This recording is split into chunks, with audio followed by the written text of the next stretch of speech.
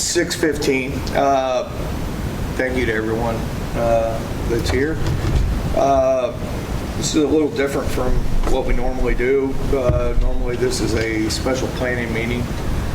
Tonight we've opted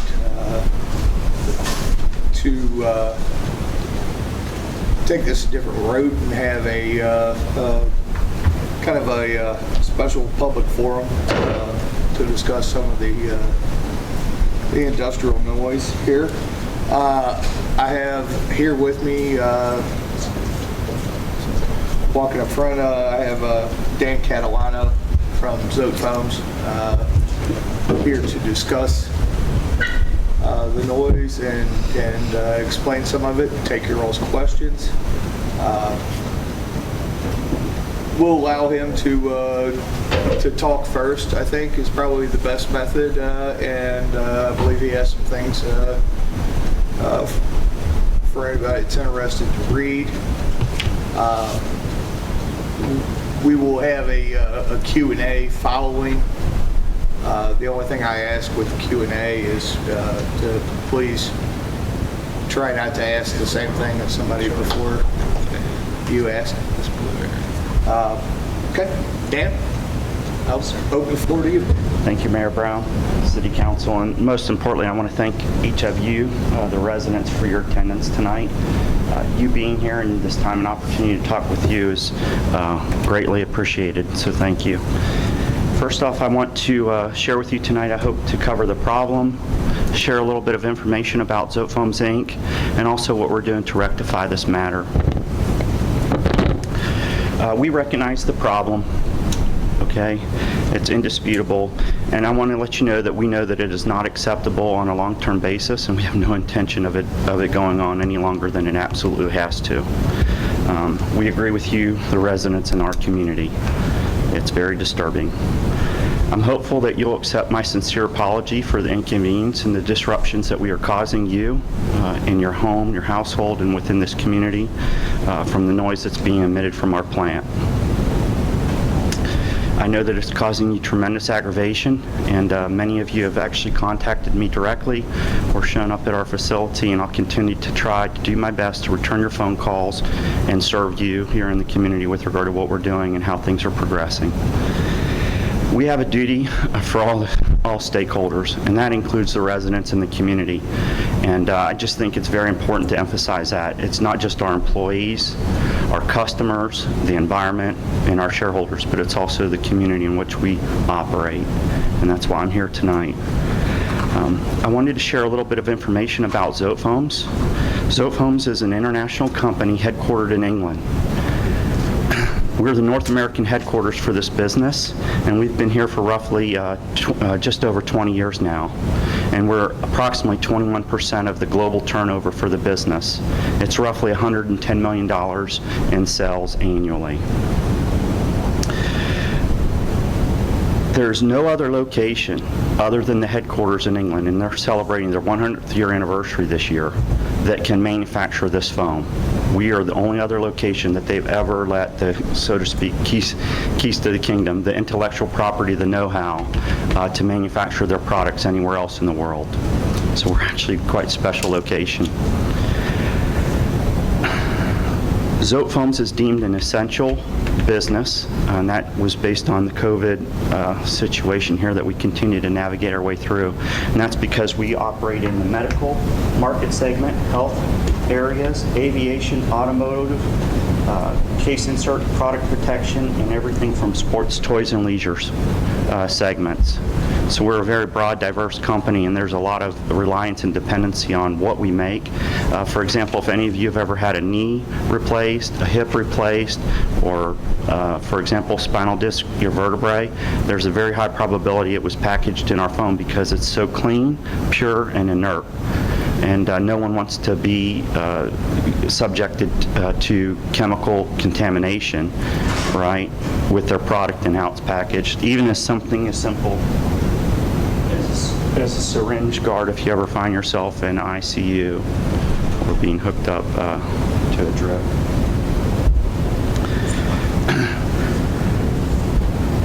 At least prior to July 17th, you probably didn't even know we existed. Okay, we've been here for 20 years, and for as long as I've been here, and I've been with the company now for 18 years this coming January, we've always been in good standing with the community, and that's where we want to be. I also want to share with you that as recently as 2014, we were in a global competition for additional expansion in terms of global capacity, and based on how well organized the community is, the board of directors decided to invest an additional $46 million here in Walton, Kentucky, as opposed to Asia or any other location in Europe, let alone expanding their site in England. So I think that's a great plus, and it helped move us from roughly 24 employees in 2014 to 96 today. And we expect to have 140 employees within the next 5 years, with average wages today at $24.33 per hour, with very strong benefits and a total payroll of just under $4 million this year. We do operate on a 24/7 basis, as many of you are acutely aware of, and I wish I could change that today. I really do, because that may take some of this off of the table. But unfortunately, it is a very unique business, and it runs in a continuous process and on a 24/7 basis. I want to share with you two other pieces about soap homes, and then I'm going to move on to the incident, okay? One is that we plan an additional investment here in northern Kentucky within the next 5 years, several more $1 million. And in terms of what we're investing in, it'll be additional processing equipment, but nothing in terms of what we are doing right now that's emitting this very loud noise that's disturbing the community and each of you in this room. The other thing I want to share with you is we strive very hard to operate a very safe environment, a safe business. And I'm pleased to share with you, as just as recently as last week on October 7th, we eclipsed another safety record in terms of lost time days, they're called LTA, without an accident. Okay? Now, Chief Best and many others in the community can say, you know, there's many people that would rather be lucky than smart. And I can tell you that we don't take this for granted. We operate with a lot of humility, and we're very grounded, because the reality is we were so close to having a much farther disaster than anything anybody can comprehend in here. I'm going to share that with you this evening as well. The reality is somebody could have been killed on our site in July based on the incident that we experienced. With regard to the incident, what actually happened, we had a mechanical failure. I'll share with you the device. So prior to July 7th, this is the unit that was installed in the back of our facility. This is referred to as a vent silencer. And what happens here is we basically are just, I call it professional bakers, okay? So whether you put a biscuit, loaf of bread, cinnamon roll, or anything like that in your oven, it's temperature and time, correct? Well, how we make our foam is all about temperature and time. And the only unique difference that we have versus what you do in your home is we introduce pressure. And we put pressure in it to try and get the foam, the cinnamon roll, the loaf of bread, or the biscuit uniformly heated throughout before we release the pressure, and then it expands literally in a matter of seconds, okay? But in this stage, what we're doing right here is we're actually trying to impregnate that solid biscuit, bread, or cinnamon roll with nitrogen gas, okay? And by impregnating it with nitrogen gas, then we take it downstream in another autoclave and do the same thing in terms of temperature and time, okay, with pressure. And then there we release the pressure, and it goes from a solid slab the size of a tablet into a finished good sheet in a matter of seconds, okay? So this is referred to as a vent silencer. There were no complaints up until July 7th that I'm aware of with regard to noise coming from our facility. And this is what we hope to actually get back to in terms of noise within the community. Okay. Next, I want to share with you what is installed now that is causing so many problems within the community, and this is referred to as an exhaust or chimney stack. The best way for me to share with you the difference between those two units is, say if you've ever been in California or if you've ever worked in automotive industry, and they have these requirements to install specific exhaust that basically emit X pollution and so much noise, okay? Then what happens is many individuals will go into the aftermarket and they will get an aftermarket exhaust system for their car or motorcycle, right? Some of those have inside parts, and then in extreme cases, you could see somebody with something like a motorcycle, like a Harley Davidson, with what's referred to as straight pipes. In essence, that's what this is. This is a straight pipe. It's carbon steel, Schedule 40, I believe. That moves us from that vent silencer to this exhaust chimney stack, and it increases about 18 decibels when we release the pressure.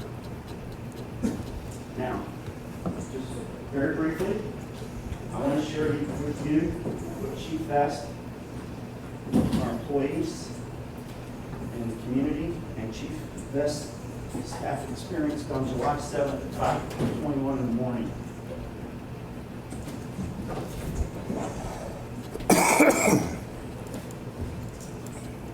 This is how it was. This is how it was when he and his crew showed up on our facility in darkness on the morning of July 7th.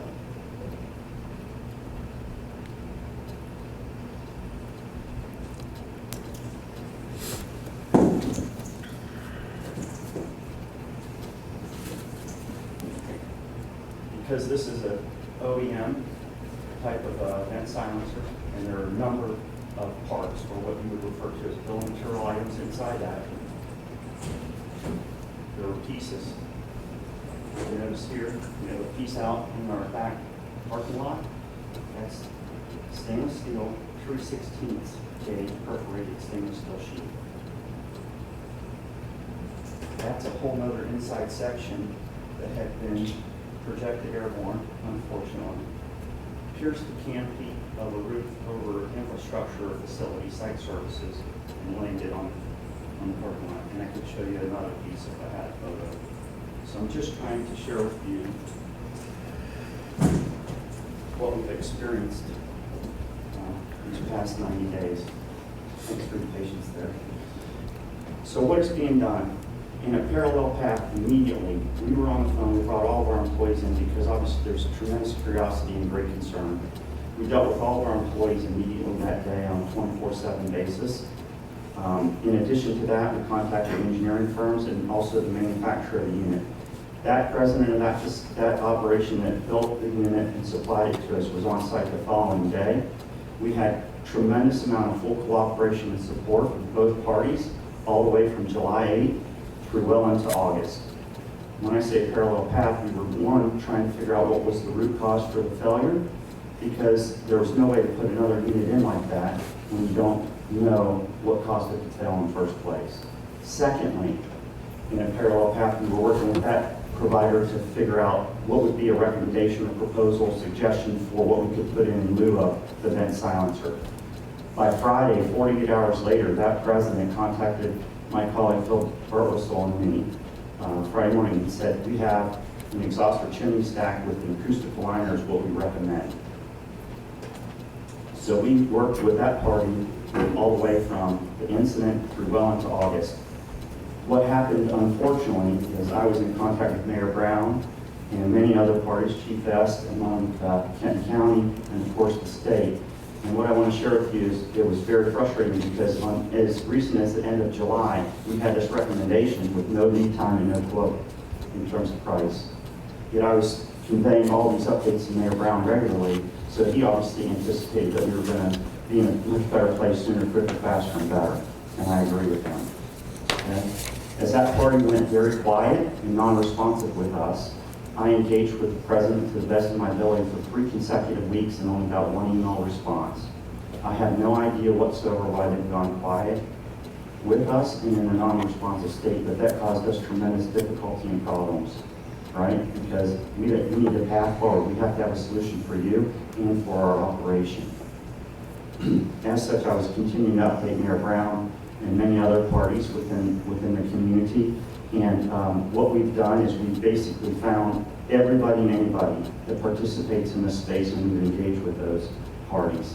And I'm happy to share with you today that just as recently as 4 or 5 days ago, we got one party, and within the last 10 days, a second party with what we believe is a viable path forward.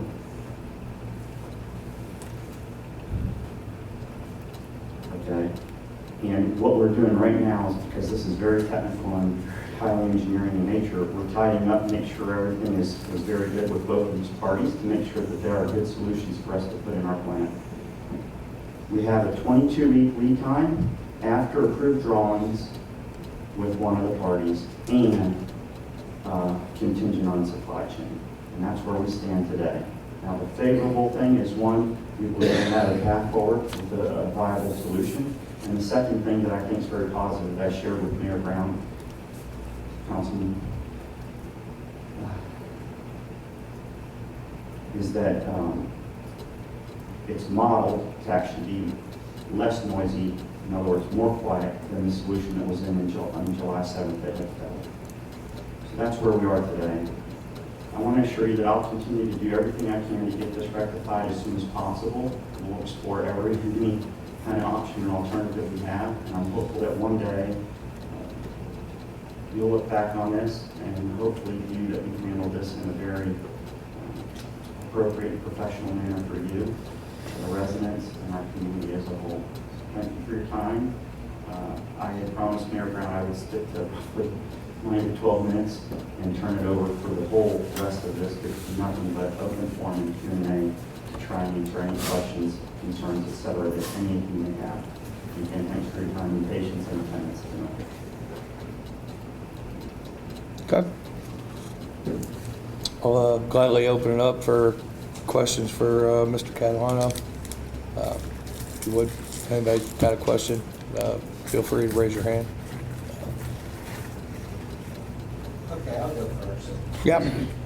Did I just understand you to say that we're... Sir, if you would, state your name Yeah. so we can put it in the Greg record. Adkins, A-D-K-I-N-S. Thanks.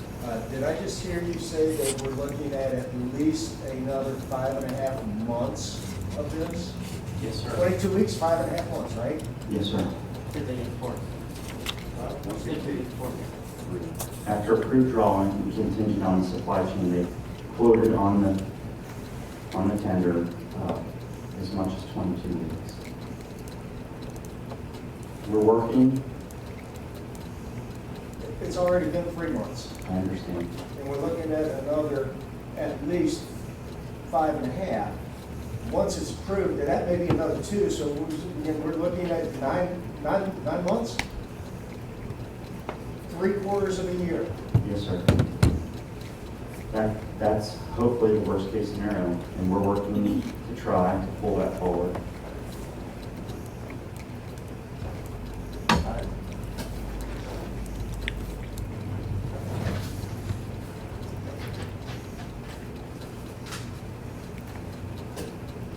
I'm very sorry. I promised my wife I'd keep my mouth shut.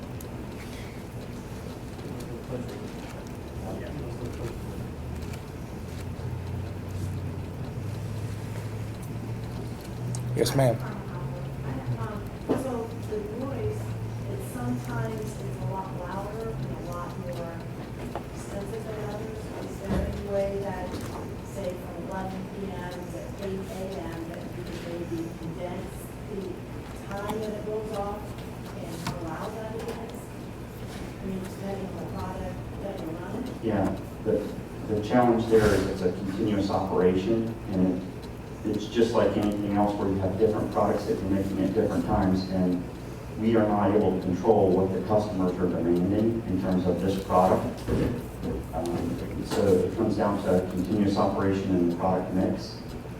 And with regard to the duration and how loud it is, it's averaging 4 times per day, and it's roughly 14 seconds each time in average. We're monitoring all of that, and we have all of that data recorded. The most quick releases of the nitrogen gas that we've had in any one day is 6 since July 7th. What I am also trying to do is figure out which ones are the ones that are causing the most significant problem in the community. For example, we dispatched 7 or 8 people today through various areas throughout the community because we know when it's going to release, and we're trying to get those decibel readings from various areas based on the residents that communicate with me where they're able to hear it. We're recording those decibel levels. Going to Old South and Main Street to that? Yes. Please. My pleasure. Thank you.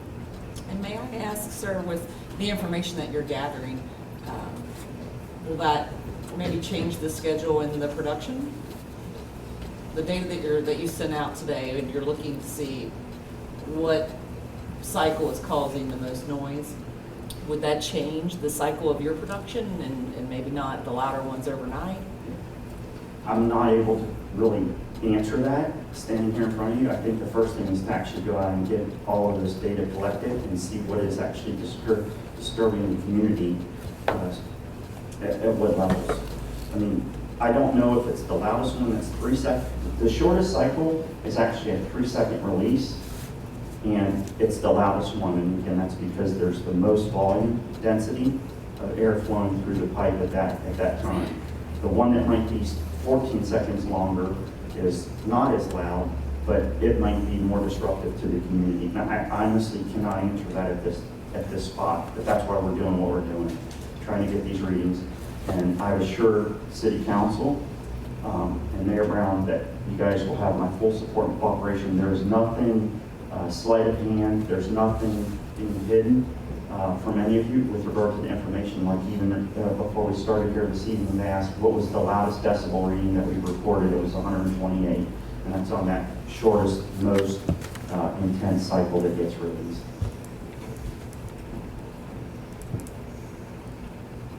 Yeah, Fred Dees. Sir. Can you comment on the root cause that was identified, and also maybe what type of predictive maintenance technology you might use in the future? Yes, sir. So we do not know the root cause of the failure, and that's because that, as I shared, the original equipment manufacturer, the gentleman that was on site the following day, and then a subsequent trip thereafter, we've never been able to determine the root cause of the failure, which is one of the reasons why we're not buying another unit from that company and putting that same unit in, just for the safety and well-being of our employees and the community as a whole. There's only 4 things that it could be. It can be the design, it can be the installation, it can be the scope or operation.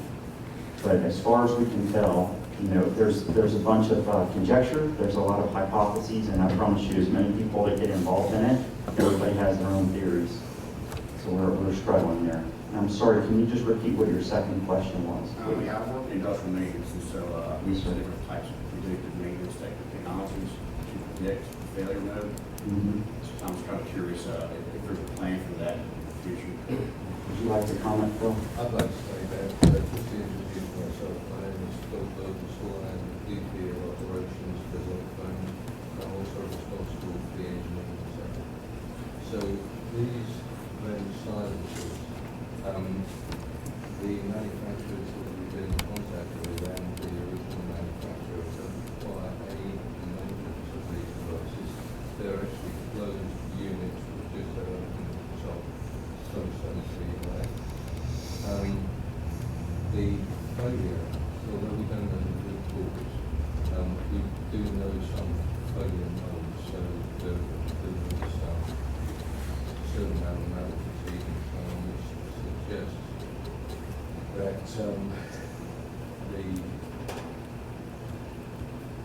there's something going on that besides actually sort of it fatigued. We don't know what. And so going back to the drawing board with a number of different factors, starting from scratch and go through the process and make sure that the design is okay and the manufacturing techniques that are okay to meet the standards required. So you'll probably have some type of baseline testing, and then maybe inspect it every month or 6 months or yearly, and see if that baseline's moved. Certainly, the Ultrasonic or whatever.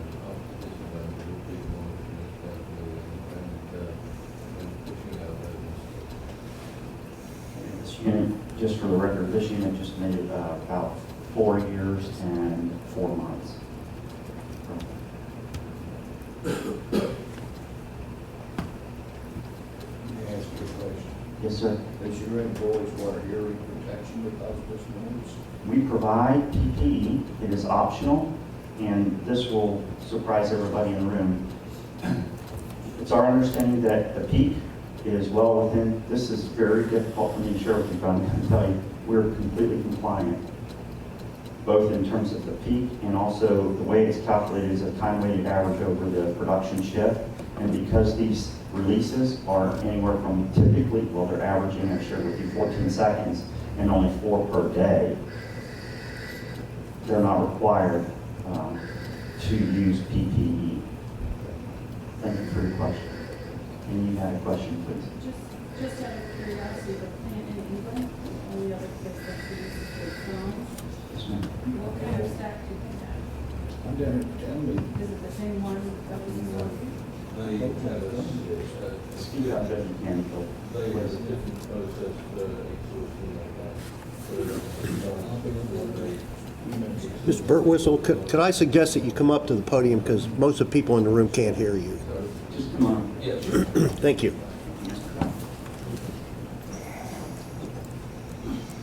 So the question was, asking the UK, how do they manage this? So they don't actually relieve their gas pressure to atmosphere like we do through their silencer. They have a large tank farm. So you saw the size of that silencer. They've got about 20 or 30 tanks that big that they discharge the gas into. And so it's not going to atmosphere, they actually recycle the gas. Would that be something that you would consider for this location as a better It is solution?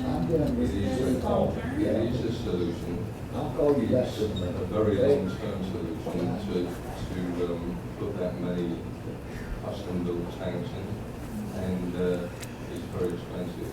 It's a much quicker route to provide an adequate fit-for-purpose size. Thank you. Just so you know, we collaborated when we put the whole facility, the expansion in, the $46 million expansion of the land that we own and built this out. The chief engineer from the global operation in England spent a large part of about 3 years here. So he was the gentleman that actually engineered this with the vendor.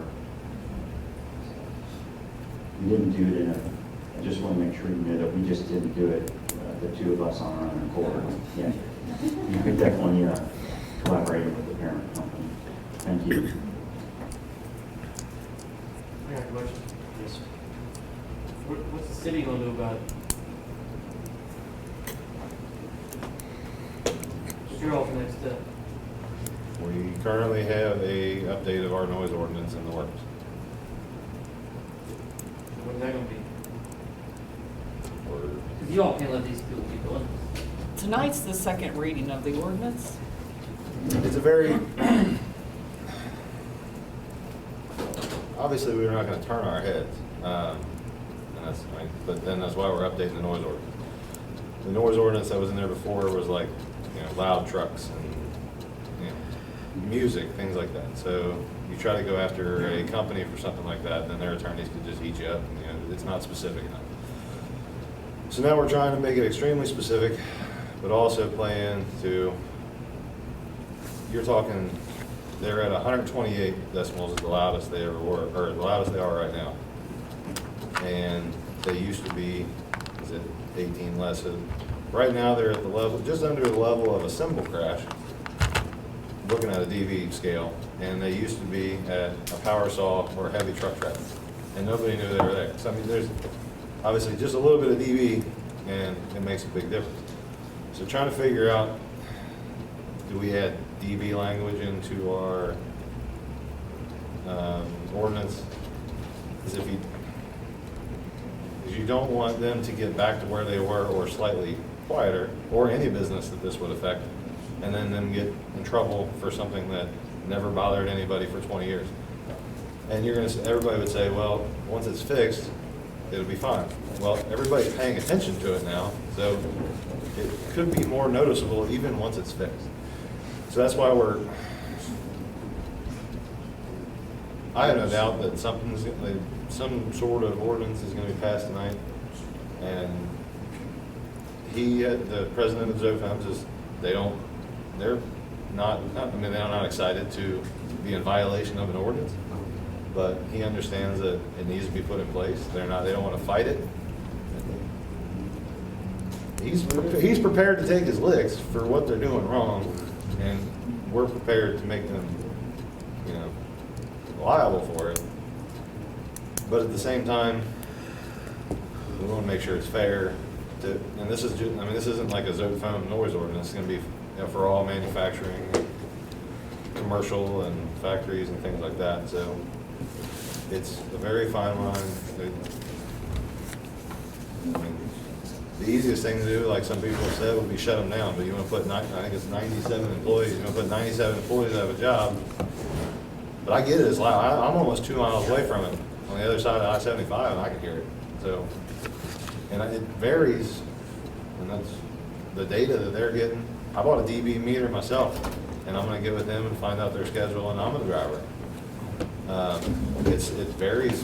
If you're at the bottom of the hill, top of the hill, you got trees between. It's hard to believe that the company makes $110 million a year. Can't get to take care of it. Well, it's about materials too. They have problems getting, just like everybody else, getting materials, getting fixed.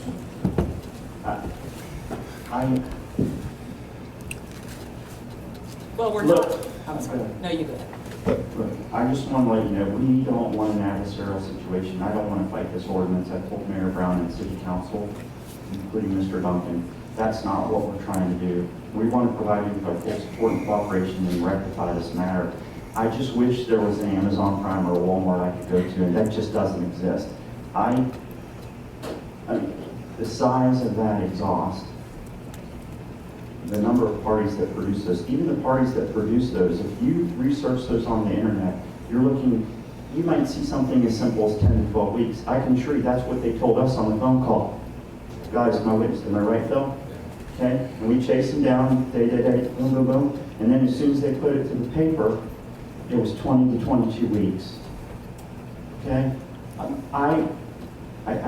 is your name Mike? Paul? Yeah. I will give you my card, and I've said this with everybody I've talked with in the community on the phone or people that have come to the lobby. I have nothing to hide, okay? I can show you, promise you, stacks of paper, the communications, the correspondence. It's a fool's errand for me to mislead you or do anything with anybody in this room in terms of sliding in. I wish it was simple. This is we are talking about an operation that sees 10,000 PSI or 670 bar and up to 250 degrees Celsius in a vessel from anywhere from basically 5 hours to 18 hours long to produce 508 to 1,441 sheets of foam.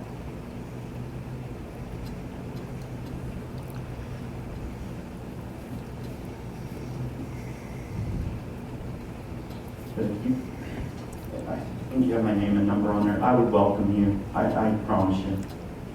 Everybody knows that in this room. If you called, I've returned your phone call, and every meeting I've been in, I carry in papers. Because at the end of the day, if you don't have your character and personal integrity, you have nothing. Yes, ma'am. I just want to say thank you for your transparency. I know it's a difficult situation. It's a difficult situation for everybody in the city that's, affected by it. Clearly, it's very upsetting to you. And honestly, I didn't really think about that aspect. I didn't know about what happened and, the danger of that night that happened. And clearly, I can tell that it really affects you. And I just thank you for your transparency and thank you for what you're doing. It may not be the answer that we want to hear, but thank you that you're working towards the right solution and being as fair as you can be. Thank you for your comments. I appreciate that. And it does bother me tremendously. Because I can assure you every time that we quit release, I have a physical reaction to it because I know I'm upsetting somebody. And it's only Are they gonna pick up the phone and call? Are they gonna show up in the lobby? Are they gonna go down to the Walton Fire District and talk to Chief Esther or any of his colleagues, Mayor Brown, City Council? I got it, okay? I'm carrying it, I'm gonna get this rectified. There's only 2 ways that it doesn't get rectified by me, and I shared that with you earlier. Thank you.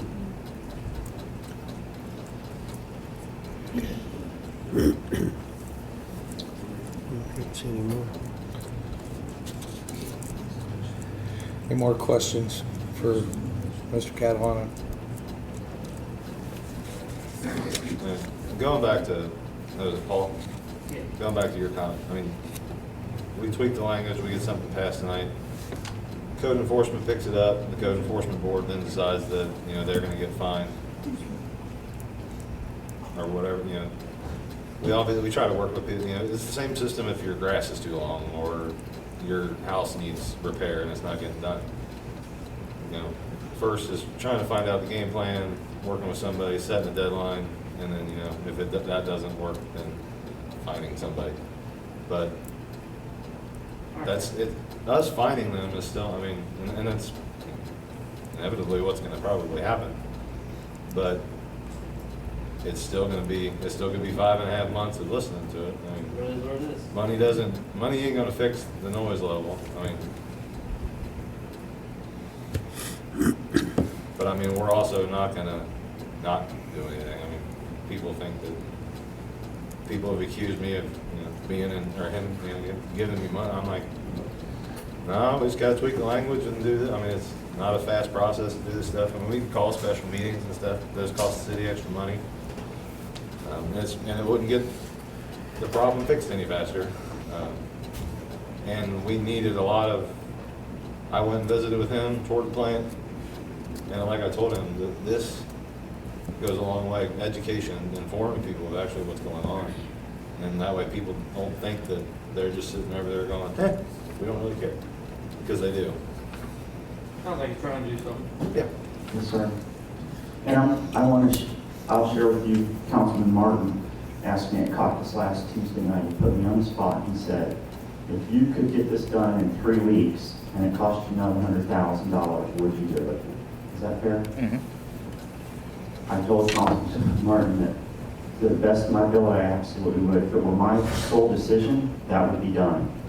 Okay? Because it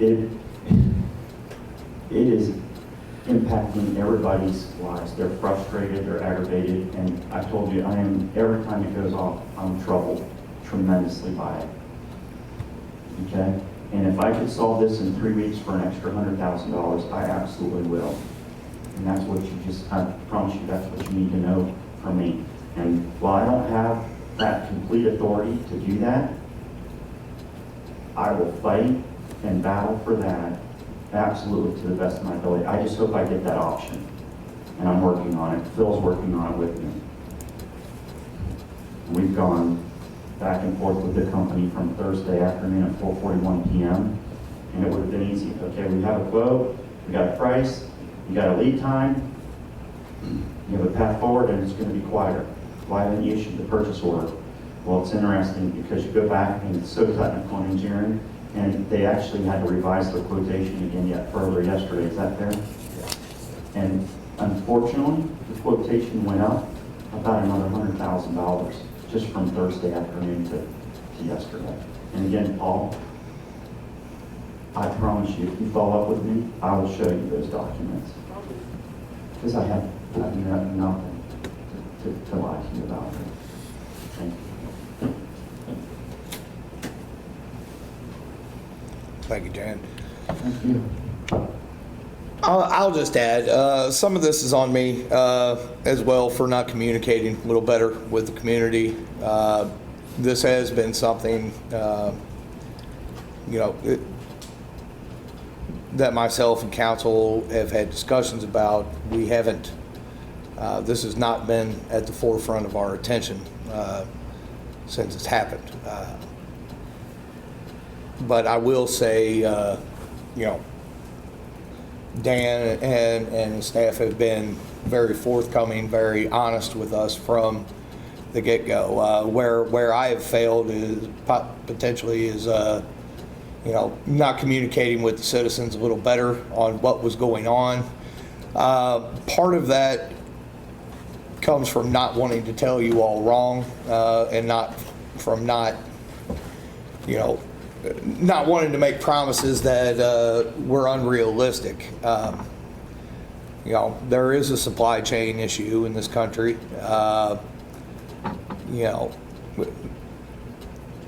So we have to be a little cognizant of that. I understand that this is,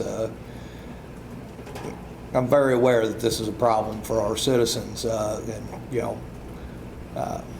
Everyone sitting at this table lives in this town, so, we all hear it and deal with it too. So it's not like, we're just up here not paying attention to the issue.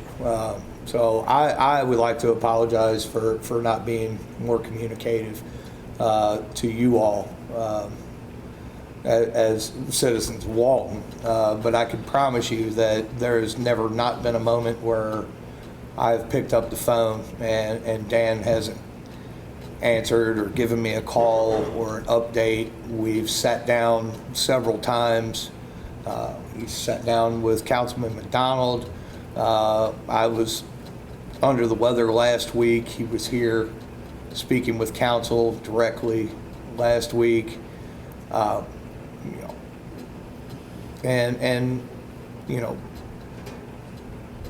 I've also had many phone calls with people that weren't Dan. Chief Vest has, been on top of this pretty much from Jump Street as well. So this isn't something that we take lightly, and it isn't something that we've overlooked or that we're letting slide. When Dan tells me that they're working on it and they have a plan, I believe him. And I've got a pretty good ability to know when somebody's feeding me a load of bull, and I've never gotten that impression from Mr. Catalano. So thank you, Dan. We're going to get through this. We're going to get through this together. Oh, don't you want me? No. Build backwards. Yes, let's go, Brandon. Okay. Anyway, so. Yeah. I'll take you off the hook. Can I just? Thank you, Terry. Thank you. You caught me at a loss for words, which usually doesn't happen. So. If I could just share with you my experience, exactly what everyone's speaking of, how we're all aware and we hear the complaints, and it affects daily lives. Last week, hearing from him what occurred, what they're trying to do, believe me, I've never had empathy for a corporation. It's not who I am, but I had empathy because, their hands are kind of tied. You have to find the engineer, you have to find the people that are able to help along in the process, and we have the supply chain too. So I hope that many of us will walk away realizing that sometimes you can only do the best you can do, and it's still going to impact. But Paul, earlier you had asked, you spoke of $1 million corporation and how are we going to let them get by with this. But after hearing all this, I would open it to anyone to say, what are your suggestions? What have we missed? What are they missing? Because it seems, other than it being a pain to many, it seems like they're taking the appropriate steps. So, and if we're missing something, please show us, tell us.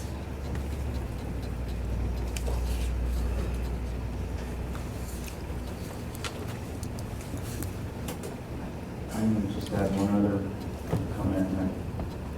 On the dispatching of all the employees today, we get the readings. The loudest reading that we got off the release at 3:36 this afternoon was over in that industrial complex that's just been built. If you go back towards Jones Road and you go all the way to the back of that, where you're sitting on top of the hillside, is 87.1 decibels.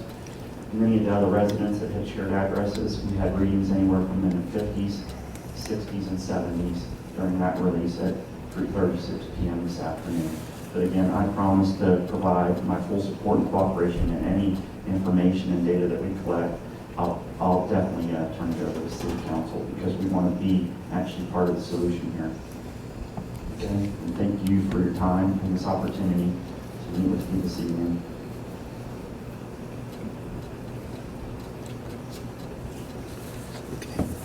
Time for council. All right. Everyone, we got about 1 minute until our council meeting starts. Dan, thank you very much coming out and speaking with us. If anyone would like to stay for the council meeting, you are more than welcome. It's encouraged, but I will give you this opportunity to exit if not. Pay no mind to all the law enforcement.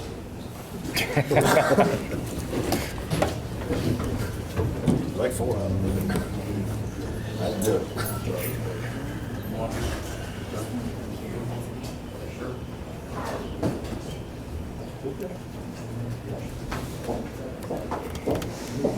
I feel like somebody punched me in the kidney. You feel like it? Yeah. Can I slip that out of there? Yeah. Hopefully you don't have a kidney stone. I don't know what to do. I literally feel like somebody punched me in the kidney. How, other than literally, I feel like somebody punched me in my right kidney. I feel fantastic. Punch you in the other? It might help. Been a few years. Yeah, it's been a while. Good to see you. Take care. See you, Pat.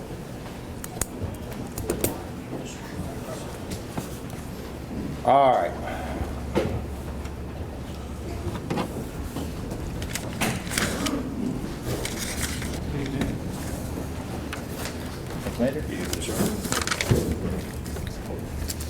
Thanks, sir.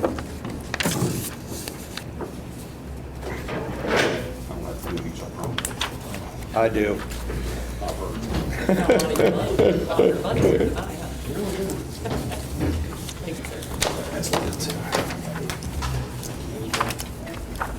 Matt won't be here. I don't know if Sherry's coming.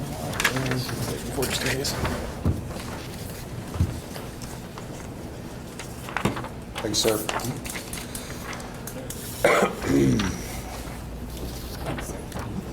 All right, now we've had some time to, oh, look at that. Phone says 7 o'clock.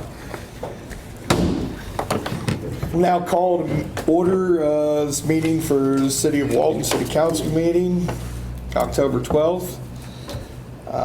If everyone could stand for the invocation of the pledge.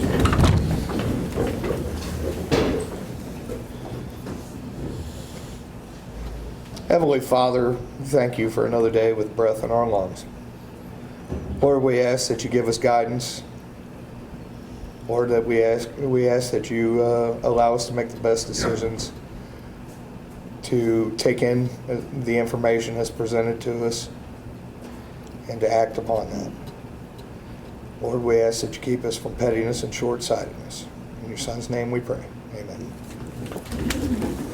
I pledge allegiance to the flag of the United States of America, and to the republic for which it stands, one nation, under God, indivisible, with liberty and justice for all.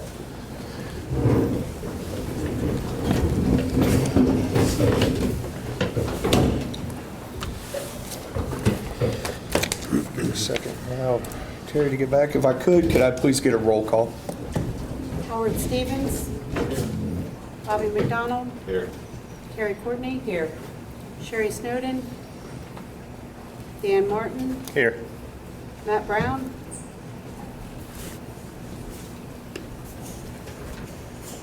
Okay. A few quick announcements. November 2nd, we will have a caucus meeting at 6 p.m. November 9th, we will have an events planning meeting, 6:15 here at the Senior Center, as well as a council meeting at 7 p.m. November 11th, City Hall will be closed in honor of Veterans Day. And if I could I please get an approval of the agenda? Motion. Second. Bobby, second Tyler. Vote. Yes. Howard Stevens, Yes. Bobby McDonald, Yes. Terry Courtney, Yes. Sherry Snowden, Dan Martin, Yes. Matt Brown,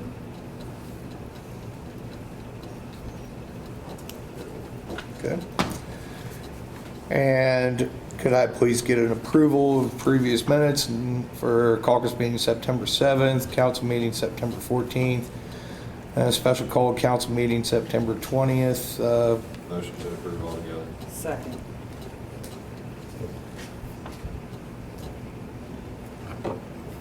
Howard Stevens, Yes. Bobby McDonald, Yes. Terry Courtney, Yes. Sherry Snowden, Dan Martin, Yes. Matt Brown,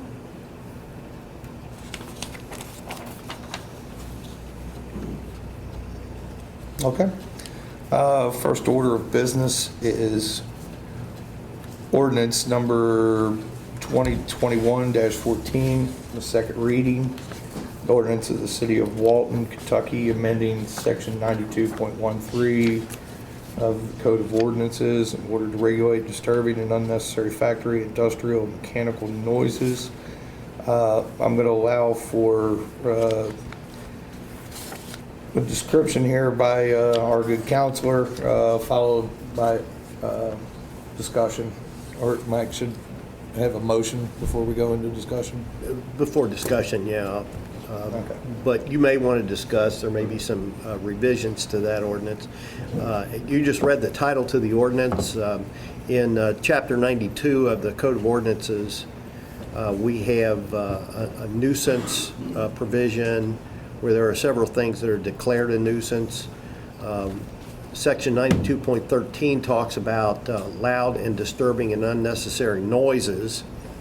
And as Council Member McDonald indicated earlier, in view of the situation with Zotefoam's noise, we looked at our ordinance, and our ordinance describes various things like construction noise, loud mufflers, horns, things like that. It really didn't specifically address factory noises.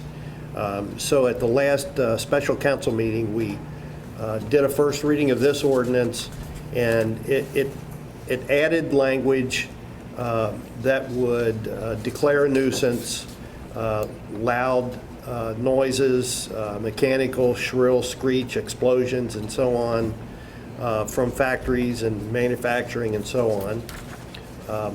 Water has gone under the bridge since then. You've heard the public forum. Councilmember McDonald asked me, do we need some tweaking of the ordinance? And I haven't heard back from him. I did draft some language, a couple of alternatives, so I think before we get a motion, we probably ought to discuss, do we want to amend this ordinance before we move towards adopting it, or adopt it as it was drafted? Yeah, I would like to amend the language, basically to include, and I guess some input from our city engineer a little bit. They said historic, pre-explosion, their dB level was 110. Which according to the graph that you provided, Mr. Duncan, is allowable for up to a half an hour a day. And obviously where they're at now is not allowable. But if we were to include dB language into there, I mean, the highest dB level that we're allowed to be around is 0.25 hours per day. I mean, would your opinion be to make that like the max? Like nobody goes over 120 because that's not allowable whatsoever, but at 115, if you don't emit that for more than 15 minutes in a 24-hour period, is acceptable? Because obviously dBs are growing. You go up and down 10, 15 dB is right. There's a lot of difference. Right. Because if they get back to where they were, where nobody knew that they were there for 20 years, but if we set the dB level too high, they're still in violation of it. Or any business that currently is operating in has, you know, some sort of noise emitting. Right, I mean, yeah, you have things like, you know, construction noise and. So just going off the chart, like, 120, you're not allowed to be around it, so that should obviously be the max, nothing over 120. But then the only, you know, if it's 115, you're only going 5 dB, but technically, according to the graph, you're allowed 0.25 hours per day of that.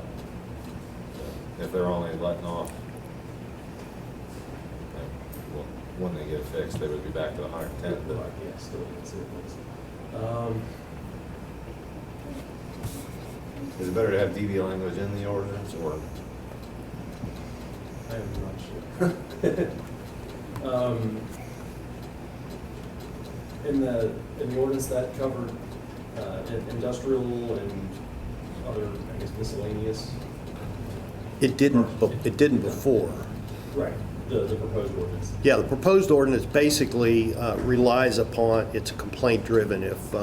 If someone believes that they are being unnecessarily and loudly disturbed by a nuisance ordinance, they can complain, and the code enforcement officer would then, it would be up to his judgment to determine if there was a nuisance. Okay. What we're talking about now is putting some ascertainable measures in there that we can measure. And some noise ordinances have decibel, maximum decibel for maximum times. Some don't. It would be preferable if we can identify an acceptable decibel level that would, above which, or above a time period which it's emanated, if it can be measured. And it sounds to me like it can be measured. I mean, the company is out measuring it now. I think the city could buy a noise meter for the code enforcement officer. I looked up a few models that, I think one is more of a, an active, going out there and standing and, holding up the mic, and then the other one is more of a passive system where you can leave it sit out for however long, and it will take readings continuously, I guess. Yeah. This ordinance is, I think it's been mentioned before, is not really proposed just to address this issue. It's for all mechanical, factory, manufacturing type noise. This particular noise is difficult to measure. I think it would be difficult to measure unless we know when it's going to happen and we can have the measuring devices ready, or if we have one, as you described, that's going to run all the time, and then we just check when the event happened. Could we include, Mr. Duncan, could we include just the graph that's provided as the DB guidance? Yeah. It says 90 decibels is fine for 8 hours a day. Use that as our guideline for the DB Sure. language of the. Yeah. I mean, because I assume this graph is from some credible source, right? Well, it was from Matt. It was from Matt Bogan. I don't Google know. it and find the first picture that you found. MS Paint. Yeah, I don't recall exactly what the source was, and I might be able to find it. If there's a certain dB level that's allowed 0.25 hours a day, then perhaps that dB level should not be past 10 p.m. So if Yeah. so should we set the time frame? It's, You could, because 115 would be the max for a quarter of an hour per day. I mean, we could also add language in there for certain times of the day, or not past a certain, we want. it's just if we're riding the threshold of okay or not, and I know it's a fine line, then perhaps the time frame would be beneficial. We also don't want to overcomplicate this. True. In my dealings, I'm sorry, Howard, I didn't mean to cut you off. In my dealings with the industrial noise, it seems to me Boone County's a little light on their definition. Kenton County has an industrial noise ordinance as far as their zoning requirements. I do not know what their standard is for dBs on that offhand. But I would suggest that maybe that's something that we would want to model after.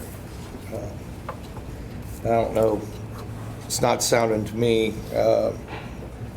council's more than welcome to do whatever it is council wants to do, but it sounds like we need a little bit more discussion and thought on that, whether that's passing this tonight and amending it later, but it doesn't sound like we're exactly at where we want to be as far as a perfect version of this. Well, the quickest thing to have something be good past tonight, in my opinion, would be to use the chart provided. Use 115 at quarter of an hour per day, but nothing greater. 120 is, you're not supposed to be exposed to. 120 is the max. And nothing above the 115 after 10 p.m. Counselor? And measured off-site from the listener. Right, so how would that work? So if I'm a citizen and I feel like that I have a noise complaint, then do I need to have my own dB reading in order for that to be a valid complaint? No. We would have to get with the, I mean, obviously in the phone case, they know when their stuff is gonna go off, so if somebody complained, then we would get with them to find out when their next releases are, and code enforcement would have to go out with our device, measure to find out if they're in violation. So I didn't catch the first part of the, or the discussion, whatever. Do they have an idea when there's going to be a release, or is it? Yeah, they know when the releases are gonna happen. Okay, all right. The impression I got previously was that it was just kind of random, like got to a certain point. So you have to- No, and now they've got employees going around, anybody that complains gives them an address, they're going around and reading Gotcha. the DB, and it obviously fluctuates, top of the hill, bottom of the hill, tree line. I mean, I was surprised, I can hear it, and I'm 1.7 miles away and on the other side of the interstate, so. So, I would say amend it to include the chart, or the graph, the DB chart for maximum exposure per day, as shown, tractor, subway for 8 hours a day, blender 2 hours a day, but nothing over 115 decimals, or nothing over 120 decimals at any time, nothing over 115 decimals between 10 p.m. and 7 a.m., 8 a.m. I like that language. Dan? Yeah, fine with it. So motion to amend?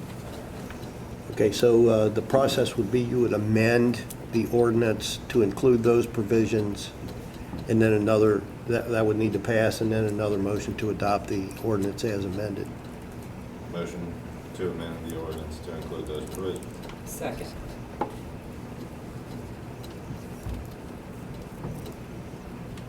Howard Stevens, Yes. Bobby McDonald, Yes. Terry Courtney, Yes. Sherry Snowden, Dan Martin, Yes. Matt Brown. And we need a motion to, Motion to adopt the ordinance as amended. Correct. I'll make the motion. No. Howard made it, I'll second. Howard Stevens, Yes. Bobby McDonald, Yes. Terry Courtney, Yes. Sherry Snowden, Dan Martin, Yes. Matt Brown.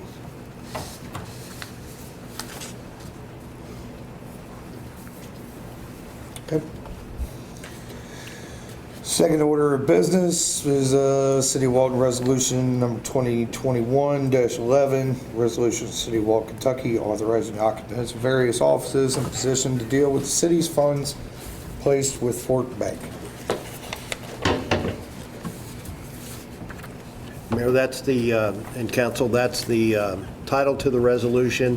What this is updating the records at Fort Bank so that they know who is authorized to deal with the banking there. Several of the people are no longer with the city under the existing resolution. This would designate the Mayor Gabriel Brown, City Clerk Finance Giovanna Hicks, and the Public Works Operations Manager Roger Williams as authorized to deal with the city's bank accounts. Gabriel Brown, or Mayor, and Roger Williams are currently authorized. We're replacing a couple people that are no longer working for the city with the current city clerk. So you can adopt that resolution by motion if you like. Second. Howard Stevens, Yes. Bobby McDonald, Yes. Terry Courtney, Yes. Sherry Snowden, Dan Martin, Yes. Matt Brown.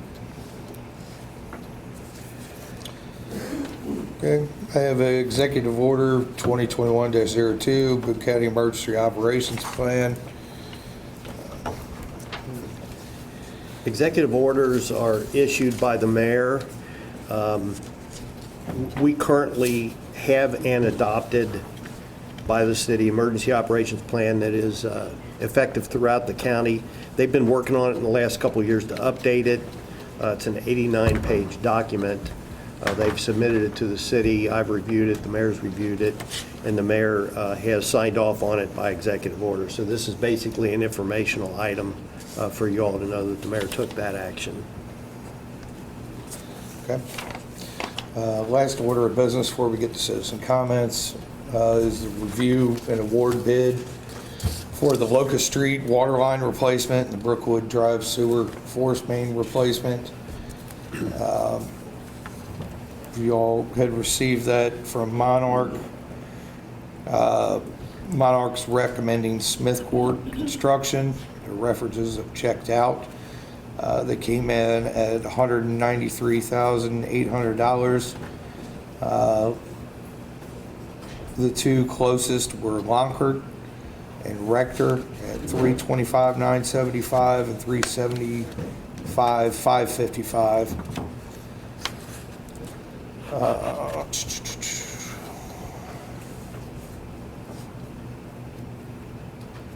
Do not have, let me see the rest of it.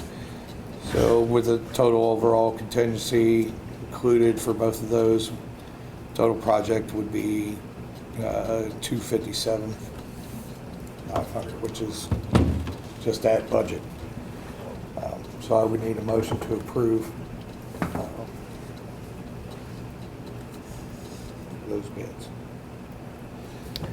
Second. Do we have it first? Oh, I thought. Sorry, guys. Hearing stuff. Yeah. I'll motion. I'll second. Howard Stevens, Yes. Bobby McDonald, Yes. Terry Courtney, Yes. Sherry Snowden, Dan Martin, Yes. Matt Brown. Okay. Get in real quick. I'm sorry, it's been a weird night and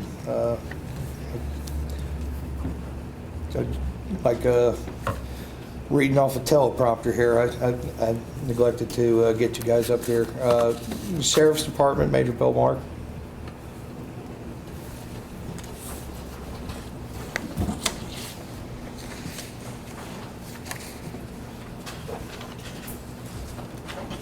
Good evening, everyone.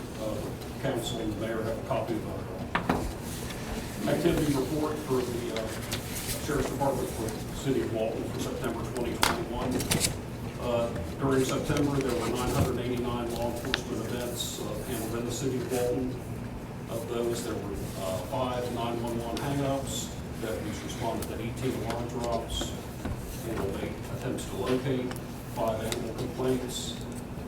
Deputies worked 27 accidents, 2 of which were injury accidents. Again, as typical, the majority of those were on parking lots. 1 burglary was investigated. Deputies did 26 business checks, attempted 33 criminal or civil summons, handled 2 criminal mischief reports, 16 domestic disputes, 12 complaints of drunk or intoxicated individuals, 2 emotional crises, 4 juvenile trouble calls, 11 motorist assists, 1 overdose, 12 requests for information, 422 spot checks, 23 suspicious activity reports, 7 theft reports, handled 17 traffic complaints. Deputies conducted 74 traffic stops, did 14 vacation checks on residents' homes, handled 10 vehicle complaints, unlocked 8 cars, handled 11 complaints of wanted persons, and all in all, the deputies issued 35 citations and made 14 arrests. Any questions or comments? Thank you. Thank you, sir. Thank you, sir. Fire Department, Chief Vest.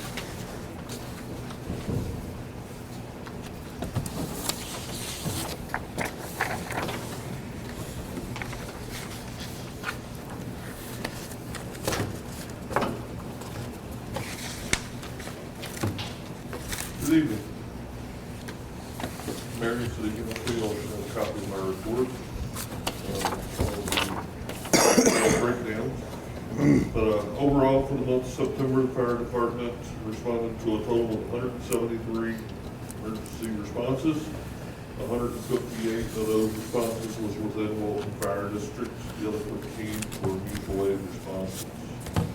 4 of those responses were actual structure fires. 3 of which were house fires. We responded to 18 motor vehicle crashes and additionally 3 overdoses. So September was a pretty busy month. Anybody have any questions about any of that? Question, Chief? On a side note, I wanted to make sure that the Mayor and City Council, as well as citizens, knew that I received communication, and I've been in some communication with Major Mark. Norfolk Southern is going to be conducting some railroad repairs on their crossings throughout the city and moving north. Right now, the tentative schedule for them to be in this area is sometime next week. Don't know where they're going to be at, what days. They are supposed to notify me a day ahead of time so that I can have the necessary arrangements made, staffing wise and whatnot, to make sure that things are covered. Everybody can rest assured that I will have arrangements in place and everybody will receive emergency protection as needed. So everything will be appropriately covered. This has been done in years past. The company working for it was pretty good about working with us as far as a plan B type scenario. So we need to get emergency equipment to areas such as Locust Street where there's one way in and out. They'll be able to quickly grant us access. Okay? Thank you. Thank you, Chief. Cardinal Engineering, Matt Bogan.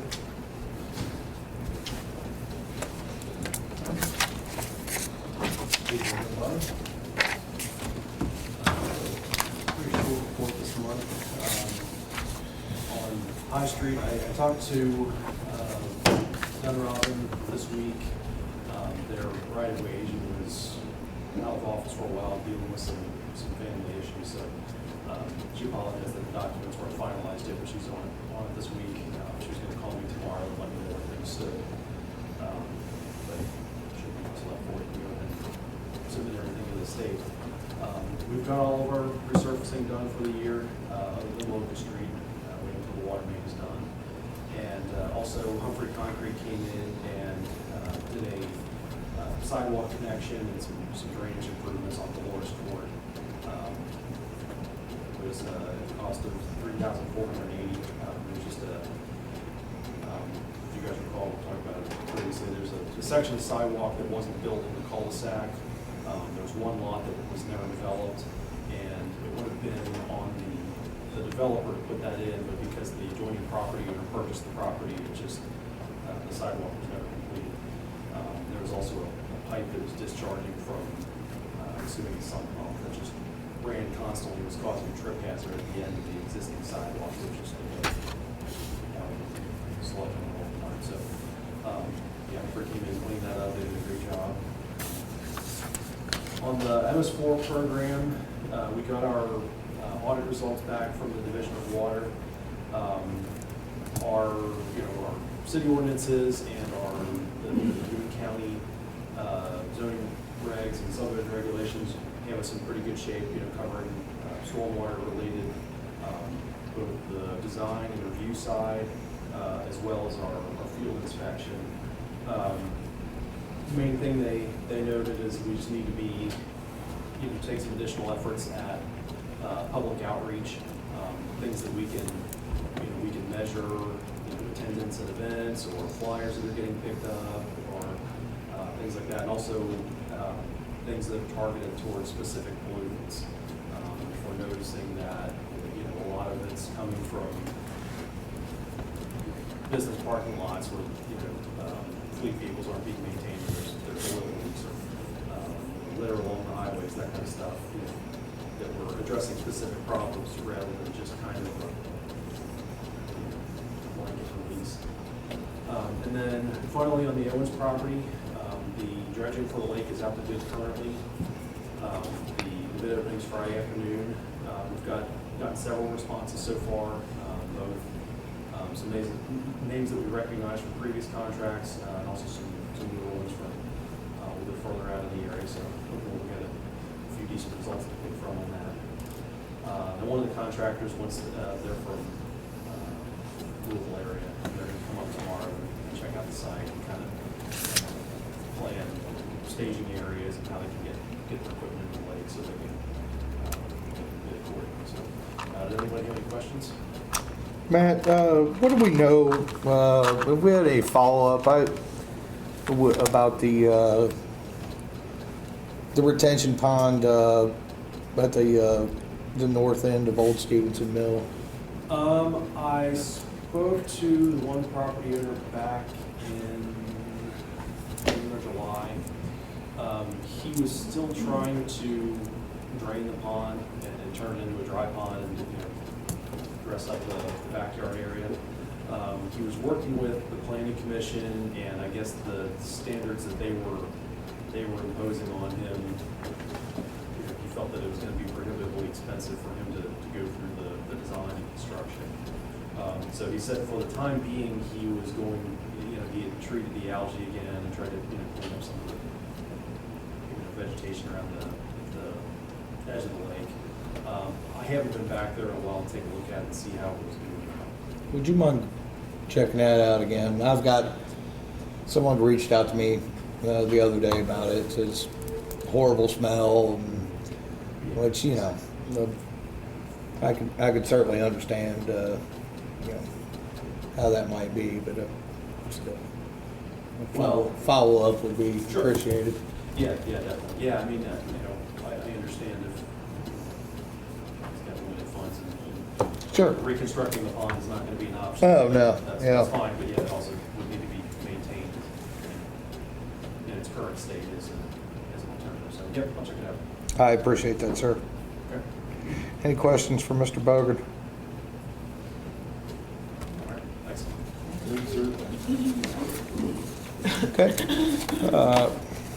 Moving on to council comments, we have Howard Stevens. I believe you had some awards and presentations you wanted to give out. Yeah, I did.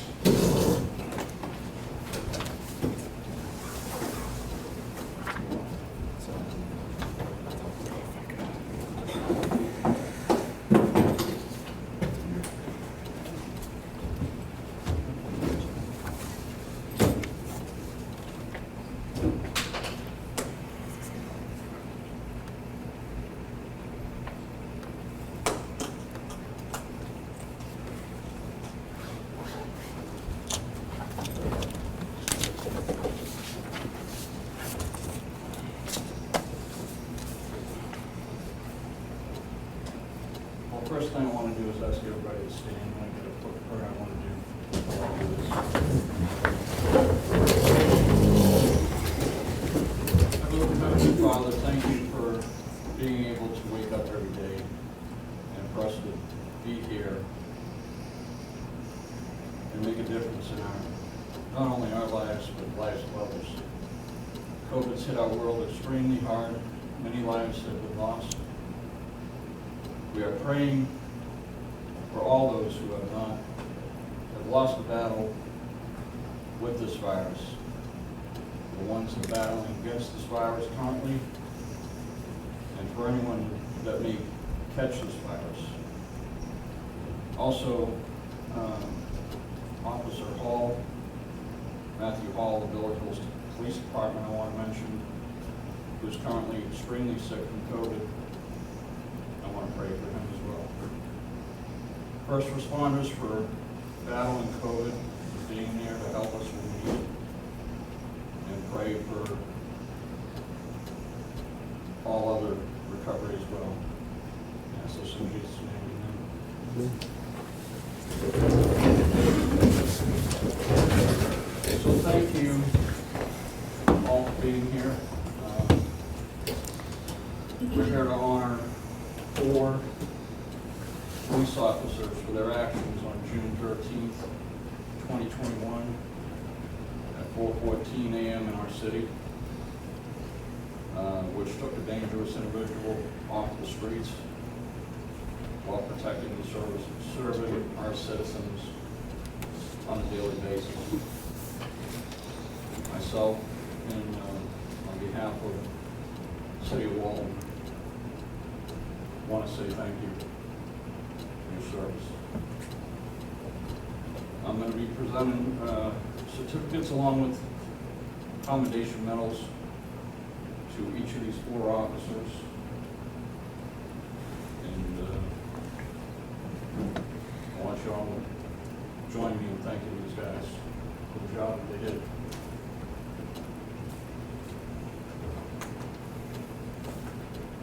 Start off with, and I'll read these as I hand them out.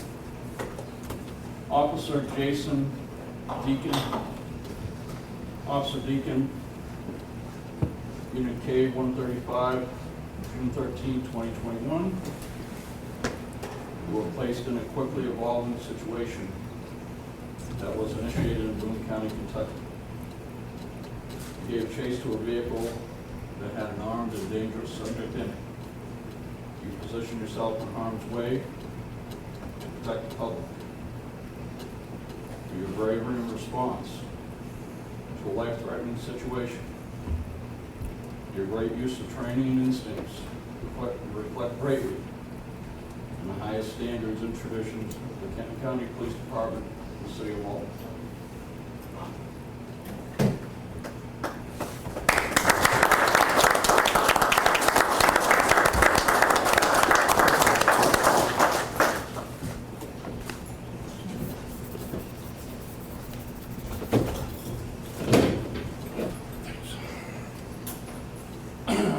Sergeant Paul Romer. Hope I said his name right. Sergeant Romer, Unit K-105. June 13, 2021, you were placed in a quickly evolving situation that was initiated in Boone County, Kentucky. You gave chase to a vehicle that had an armed and dangerous subject in it. You positioned yourself in harm's way to protect the public. Your bravery, response to a life-threatening situation, your great use of training and instincts reflect greatly the highest standards and traditions of the Kenton County Police Department and the City of Walton.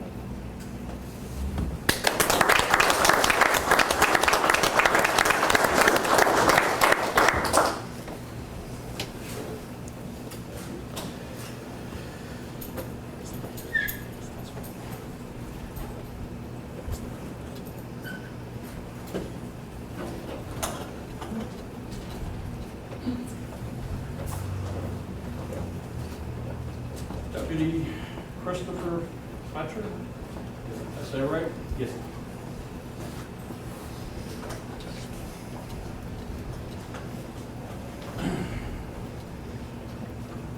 Deputy Christopher Fletcher on July 13th, 2021 at approximately 4:14 a.m. in the City of Walton.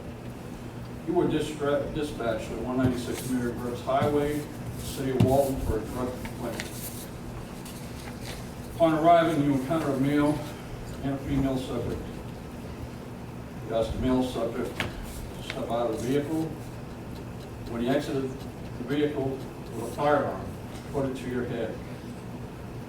Your bravery, response to a life-threatening situation, with great use of training and instincts, reflect the highest standards and traditions of Boone County Sheriff's Office, Boone County, Kentucky, and the city of Walton.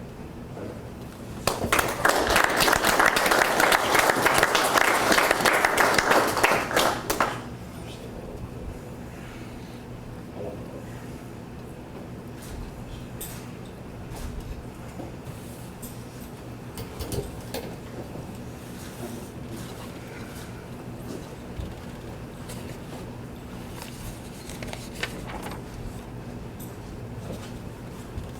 Sergeant Dustin Bowman.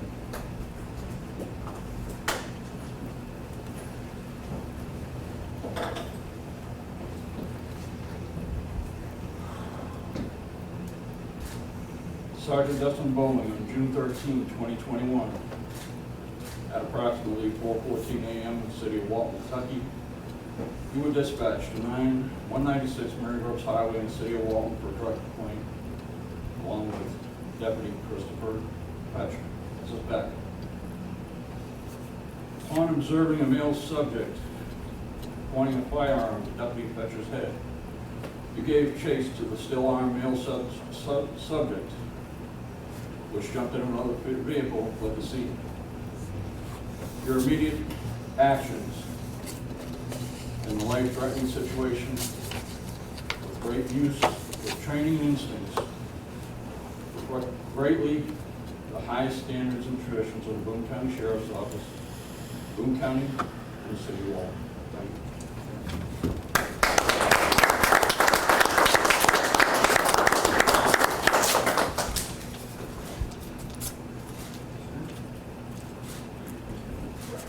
That's all I have.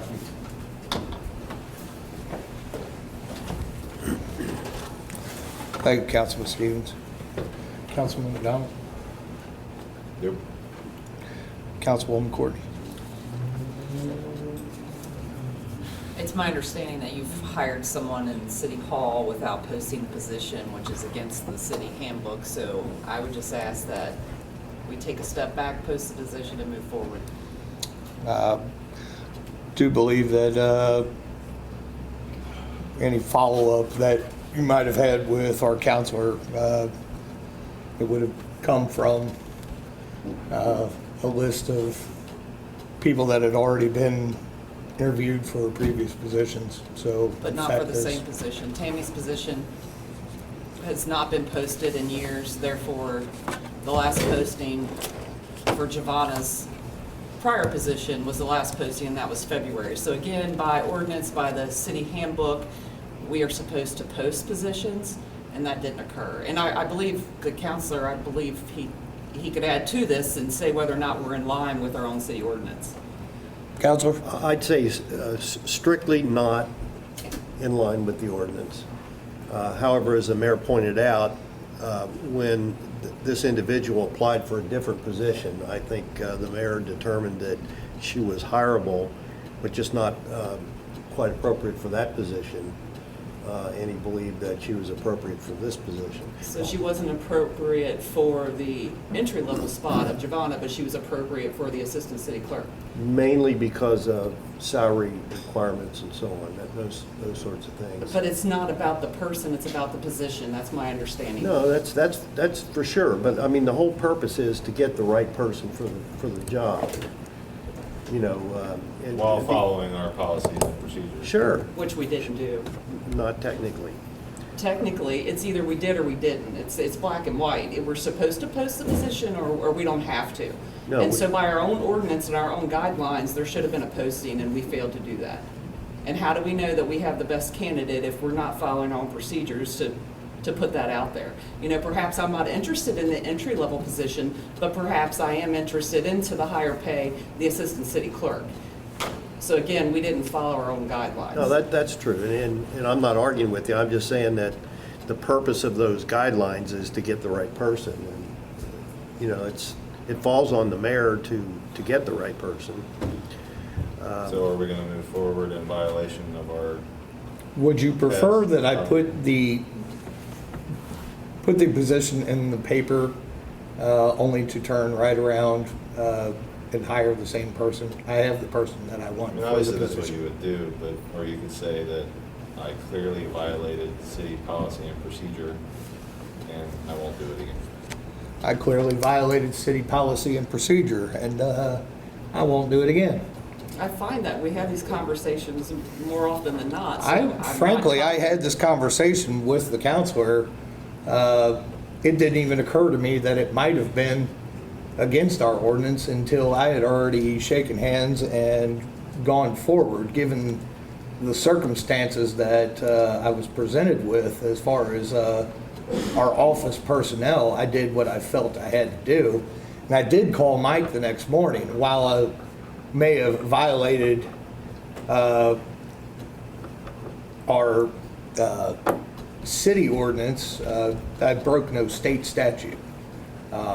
So our ordinances are out the door. No, I'm not saying that at all. I would actually rather in this position,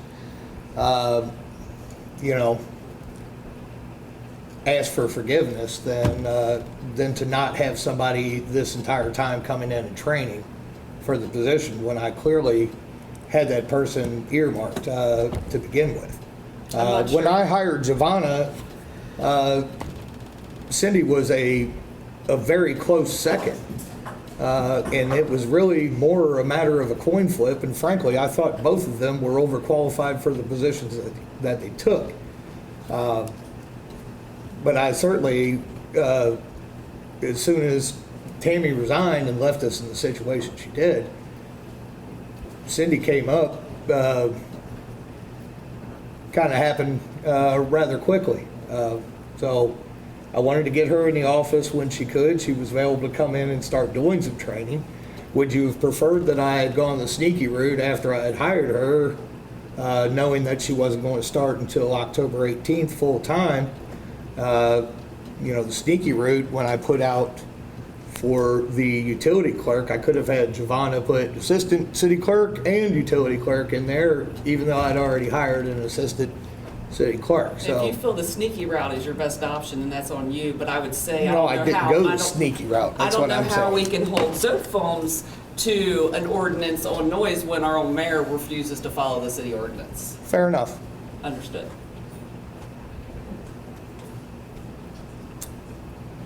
So are we going to post the position? I find it pointless, but yes, sure, I'll put the position in. Can you make that happen for me?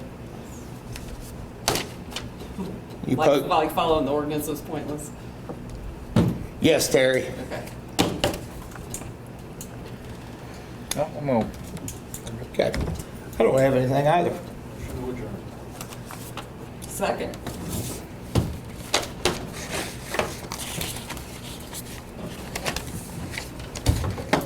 Howard Stevens. Yes. Bobby McDonald. Yeah. Terry Courtney. Yes. Matt Brown. Dan Martin. yes. Sherry Snowden.